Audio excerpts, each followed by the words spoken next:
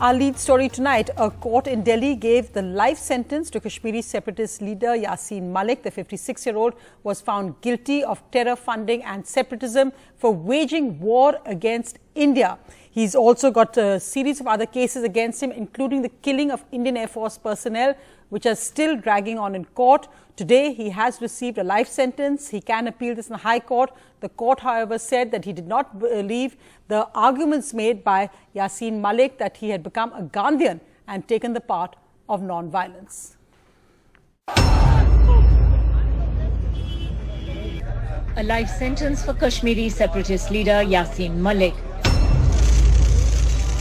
The Delhi court, which convicted Malik on the 19th of May, said he would face 2 life sentences, 5 punishments of 10 years rigorous imprisonment each and a fine of 10 lakhs. The jail terms will work concurrently. The charges against Malik include waging war against the country, raising funds of terrorist and secessionist activities, criminal conspiracy and rioting.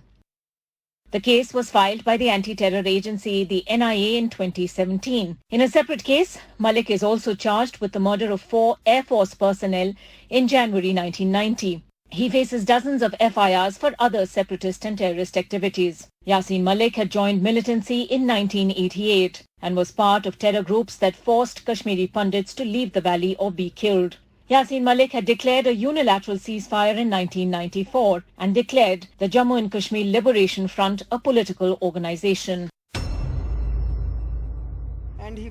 The widow of late squadron leader Ravi Khanna says nothing but the death penalty would be fitting for him. VR Sharma थे, उनको मैं ये शहादत के बाद मिलने गई थी श्रीनगर, नटीपुरा का रास्ता जब ये बता रहे थे मेरे हस्बैंड, तो उसने इनके एब्डोमेन पे एक गोली मारी. तो मैंने क्या देखा कि मेरे हस्बैंड का ब्रीफ केस जो है उसको बुलेट लगी हुई है, वो सड़क के ऊपर पड़ा है और मेरे हस्बैंड सीधा लेटे हुए हैं. और मैंने ये समझा कि एक गोली लगने से ये जवान लेट गया है, तो हमारे देश का क्या होगा मुझे पता नहीं था. As the court handed out the sentence, several parts of Srinagar shut down. Drones were seen monitoring sensitive areas. With Neeta Sharma and Nazim Masoodi, Ankita Mukherjee, NDTV. Moving from that to the other lead stories tonight. Well, former Law and Telecom Minister in the UPA government, Kapil Sibal, who was the driving force of the rebel group of Congress leaders, the G23, has now quit the Congress and today arrived in Lucknow to file his nomination as an independent candidate backed by Akhilesh Yadav Samajwadi Party. Akhilesh Yadav, in fact, accompanied Mr. Sibal as he filed his nomination. Mr. Sibal said that he will work to bring all opposition parties together to form an anti-Modi government front before 2024. But Akhilesh Yadav's decision to give Mr. Sibal or SP support and Javed Ali, the second SP candidate, means that Jayant Chaudhry's alliance partner of the RLD is likely to be left out, as the third Samajwadi Party candidate is likely to be Akhilesh's wife, Dimple Yadav. Going, gone. मैंने Congress party से त्याग पत्र दे दिया है. Kapil Sibal making public his resignation from the Congress after he filed his nomination as an independent candidate for the upcoming Rajya Sabha polls in Lucknow. हम एक गठबंधन बनाना चाहते हैं, सभी का गठबंधन, ताकि हम मोदी सरकार का विरोध करें. कपिल सिब्बल जी वरिष्ठ अधिवक्ता रहे हैं, देश के जाने माने केसेस उन्होंने लड़े हैं. आज बेरोजगारी सबसे ज़्यादा है, महंगाई रुक नहीं रही है, कानून व्यवस्था ध्वस्त होती चली जा रही है, हमारी सीमाएं सुरक्षित नहीं है, चीन लगातार हमारी सीमाओं के अंदर आ रहा है. तो इन तमाम बड़े बड़े सवालों पर मुझे लगता है कपिल सिब्बल जी समाजवादी पार्टी और अपने विचारों को रख पाएंगे. Like most exits in India's oldest party in recent times, this one is not a surprise. It is important to be an independent voice. और मैं समझता हूँ कि जब एक निर्दलीय की आवाज उठेगी तो वो लोगों को फिर ऐसा लगेगा कि किसी पार्टी से जुड़े हुए नहीं हैं. Mr. Sibal was the driving force behind the G23, or the group of 23 dissenters within the Congress that had grown increasingly vocal in its criticism of the functioning of the Congress in the last 2 years. Sibal himself attacked the style of functioning of the party leadership, especially Rahul Gandhi, multiple times in these 2 years. But the Samajwadi Party's move to support Mr. Sibal came with a political price regarding the Akhilesh Yadav-Jayant Chaudhry alliance. Sources close to Jayant Chaudhary say he had been assured the Rajya Sabha seat by Akhilesh Yadav and has now been summarily dumped by Akhilesh. Kapil Sibal brings with him his legal acumen and the fact he won Akhilesh Yadav the bicycle symbol from the Election Commission when the party split and represented Azam Khan in his Supreme Court bail hearing. Javed Ali, the second candidate, is a prominent Muslim face from West UP, needed for Akhilesh after reports of Azam Khan and Muslims drifting away from him. And for the third seat, his wife Dimple now seems to be a certainty. नहीं, हमने कभी सुना नहीं कि ऐसा कोई वायदा था। ना तो इस संबंध में जयंत चौधरी साहब का कोई वक्तव्य आया है, ना इस संबंध में हमारी पार्टी का कोई आधिकारिक वक्तव्य है। Sources say Akhilesh Yadav had promised to send Jayant Chaudhary to the Rajya Sabha but wanted him to contest on a Samajwadi Party symbol. This was reportedly not acceptable to Mr. Jayant Chaudhary and that is why the deal fell through. With Sunil Prabhu, Saurabh Shukla and camera person Vineet Verma, this is Alok Pandey, NDTV. And Kapil Sibal, the newsmaker of the day, spoke exclusively to NDTV on why he decided to go independent and what exactly he sees his future political role as. I want to be an independent voice. There are hardly any independent voices. You know, the one independent voice I find in the BJP is that of Subramaniam Swamy. He is in the party and yet he wants to be, he wants to speak his mind. There are very few others, right?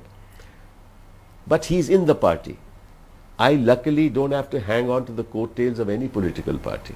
And as you said, that would include the Congress. But what about all the contradictions in the opposition? And what kind of platform will it be? Are you going to set up literally like a new front or a new munch? Life is full of contradictions. And it's the resolution of contradictions, which is the art of politics. And let's try and resolve those contradictions and let's try and forge an alliance together if it's possible. Are we going to see you now reaching out to regional leaders? I certainly will. I certainly will. Who are you meeting? I've not even reached Parliament yet. Meanwhile, in the Congress, there's been no formal reaction to Kapil Sibal quitting. He'd said he'd quit on the 16th of May, but the political headlines are being made by Rahul Gandhi's Cambridge interaction, which is creating some controversy at home with the BJP. Here are the highlights of Rahul Gandhi's interaction, where he talks of his vision of India as also a union of states and about forgiveness. So violence, has been a kind of big feature of people of our generation. And in your case, it's all too personal. So, we've just had a recent anniversary of your father's assassination this weekend. So my question really is about actually a kind of Gandhian question about violence and how to live with it. And in your case, it's also personal. And so could you sort of say a little bit on your own personal resilience on it, but also how you envision the compact between violence and non-violence in Indian society?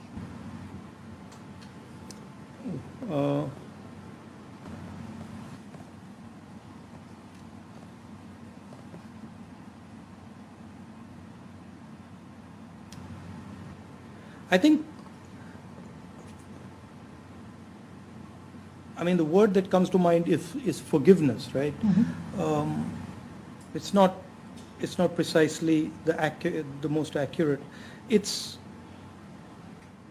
you realize. Well, I'm thinking you realize, right? No, because you've. I didn't mean to stump you, but it's a very obvious question. You haven't stumped me. But no one's asked you. I'm surprised. No, they've asked. Have they? I've not.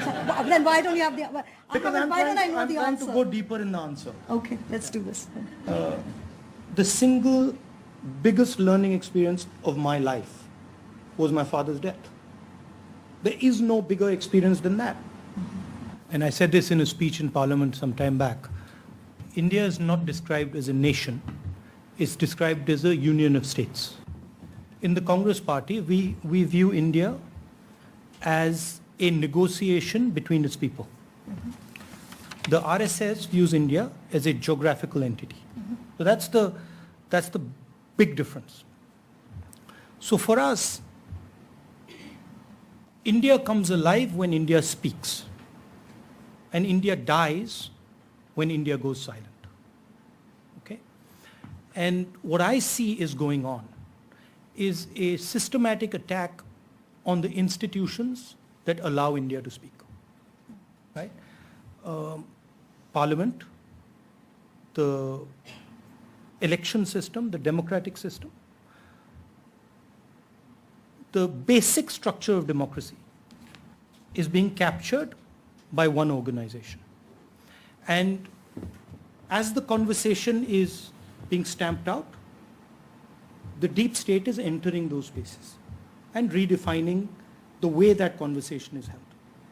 And you can see the impact of this in different parts of the country. You can see this in the type of policies that are being implemented as well. Some of the highlights of Rahul Gandhi's interaction at Cambridge University there. Meanwhile, the other big headline, the government announcing two big decisions to try and curb food inflations. This as tomatoes are now at over 100 rupees a kilo in some parts of India. Tomato is touching 100 rupees per kilo in Mumbai. After lemons, the increase in the price of tomatoes, integral to Indian diets, is sending household budgets into a spiral. 100 रुपया मुंबई में भी चला गया था। हाँ, 100 रुपये से ऊपर भी गया था, 100 रुपये तो चल ही रहा था। ये क्या वजह क्या हो सकती है? माल नहीं आ रहा था, कहीं पे माल है ही नहीं, माल मिल नहीं रहा, शॉर्ट माल बहुत शॉर्ट है। Unseasonal rains in Karnataka and Kerala have destroyed the tomato crop and also affected vegetable prices. കഴിഞ്ഞ ആഴ്ച തക്കാളി 40 രൂപ 50 രൂപയായിരുന്നു, ഇന്നിപ്പം 100 രൂപ മാർക്കറ്റ് വിലയാണ്. ഒരു കിലോ തക്കാളി 100 രൂപ. അത് കാരണം എന്ന് പറഞ്ഞാൽ ബീൻസ് അതുമാതിരി. The double-digit inflation is also at an all-time high due to the rise in prices of edible oils that have gone up by over 50% in the last few months. अभी 15 रुपए का समोसा है, पहले 5 रुपए का था. इतनी महंगाई होगी ऑयल, पहले 700 रुपए का तेल ऑयल का पीपा था और अभी 2800-2900 का है, तो अभी कोई कस्टमर भी इतना नहीं. Worried by the rise in prices, the government is looking at export bans, duty cuts and subsidies as a way to control inflation. हमारा ऑलमोस्ट 56% डिपेंडेंस जो है इंपोर्ट के ऊपर है और उसमें इंपोर्ट में 3 मुख्य तेल हैं. एक पाम ऑयल है और सोयाबीन ऑयल है और सनफ्लावर ऑयल है. And in Kolkata, where almost everyone has a sweet tooth, the move to regulate sugar prices is welcome. Decision by the government to reduce the exports of sugar is a very good move, especially for the confectionery industry. For the last 2 years, because of this COVID and this followed by the Ukraine war, there has been widespread inflation and the prices of sweets, especially in this confectionery industry, has gone too much, has shot through the roof. The recent ban on wheat is part of a series of attempts by the government to soften the blow of inflation with subsidies, export bans and duty cuts. NDTV Bureau Report. And NDTV spoke exclusively to the Niti Aayog CEO Amitabh Kant at Davos at inflation and whether the Indian economy can brave global headwinds and what lies forward for exports.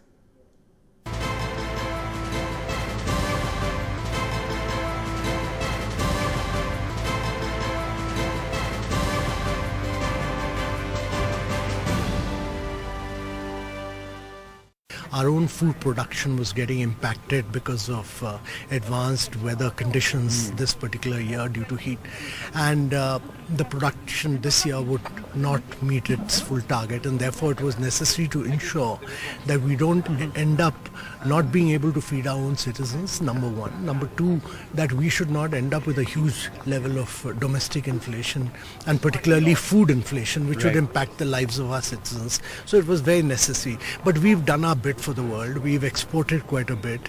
We've pushed out a lot of our stocks out already. We've never been a large exporter of wheat at all.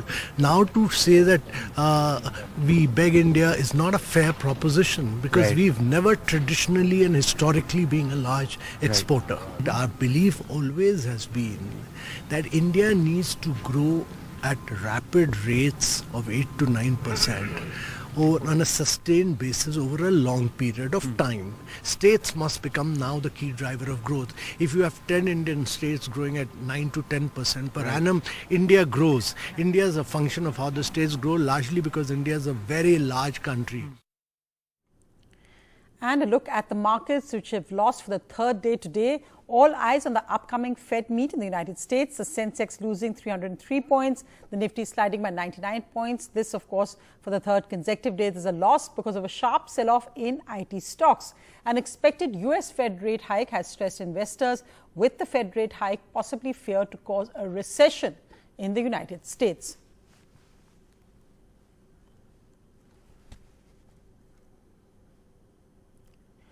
But also in the United States, a story which is tragic for the world actually, that 19 children between 6 to 10 years old have been killed by an 18-year-old Texas shooter.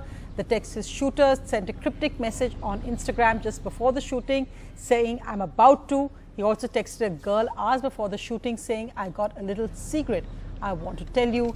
He allegedly shot his grandmother before walking into this elementary school where the children are between 6 to 10 and killing 19 children and 2 school teachers in a horrific crime, just the latest in a series of school shootings in the United States.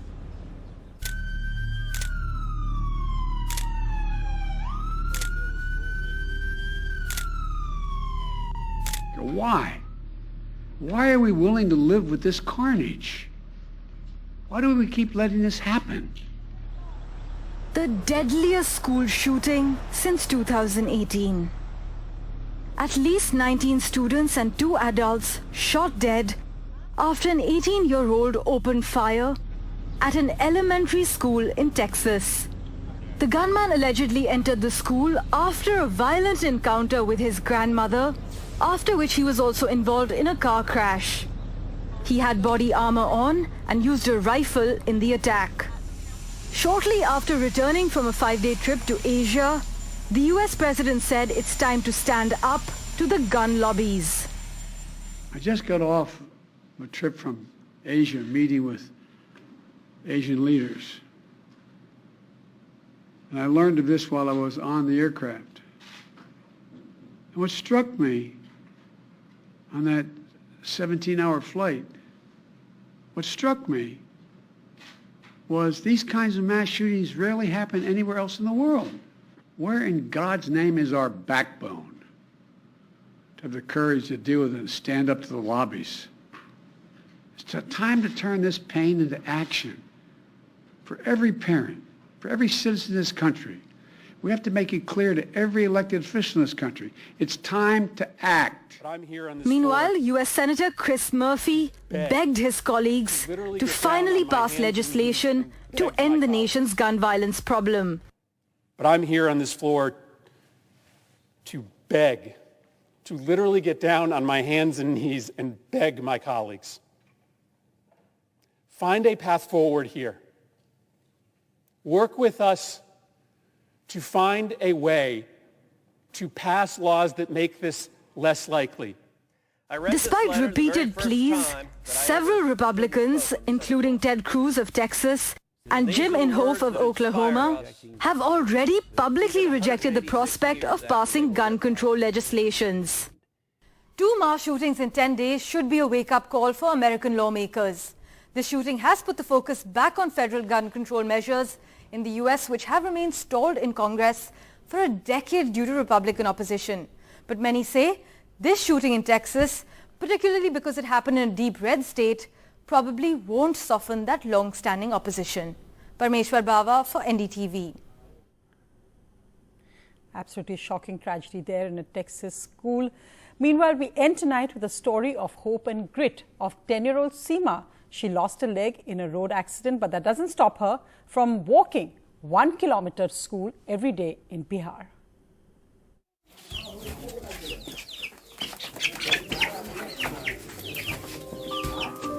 कौन class में पढ़ती हो? चौथा में। कैसे जाती हो पढ़ने? ऐसे पैदल ही जाती हो? कैसे हुआ तुम्हारा पैर ऐसा कैसे हुआ था?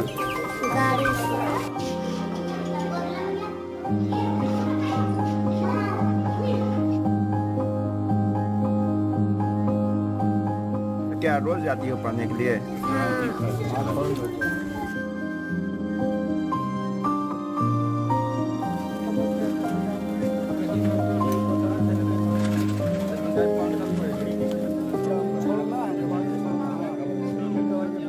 जिस प्रकार से बच्ची लगन और तन्मयता से विद्यालय जा रही है, मुझे पूर्ण विश्वास है कि जीवन में कुछ न कुछ अच्छा करेगी।